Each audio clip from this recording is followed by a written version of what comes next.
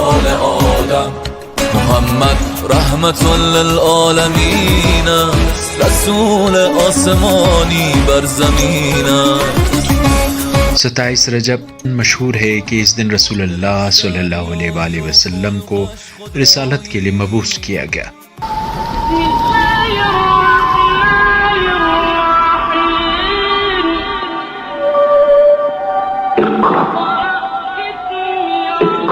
بسم ربك الذي خلق خلق الإنسان من علق اقرأ وربك الأكرم الذي علم بالقلم علم الإنسان ما. اس خدا کا نام لے کر پڑھو جس نے پیدا کیا ہے. اس نے انسان کو جمے ہوئے خون سے پیدا کیا ہے.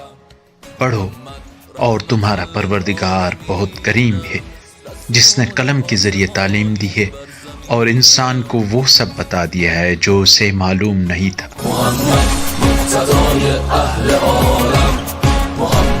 یوم مبعث وہ دن ہے جس دن خدا کی طرف سے پیغمبر اسلام مبعوث پر رسالت ہوئی. قرآن کریم ایک دسترخوان ہے. خدا نے پیغمبر اکرم صلی اللہ علیہ وآلہ وسلم کے ذریعے انسانوں کے درمیان جسے چنوا دیا ہے اور ہر فرد اپنی توانائی کے مطابق اس سے استفادہ کر رہا ہے. پہلا سورہ جو رسول خدا صلی اللہ علیہ وآلہ وسلم پر نازل ہوا اور آپ کے مبعوث پر رسالت ہونے کا باعث بنا، سورہ علق تھا. اس سورہ کی 7ویں اور 8ویں آیت میں خدا فرماتا ہے، یقیناً انسان سرکشی کرتا ہے جب وہ اپنے آپ کو مستغنی اور بے نیاز سمجھنے لگتا ہے.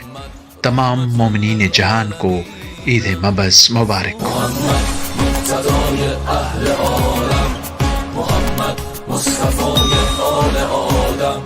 محمد رحمت للعالمین، رسول آسمانی بر زمین.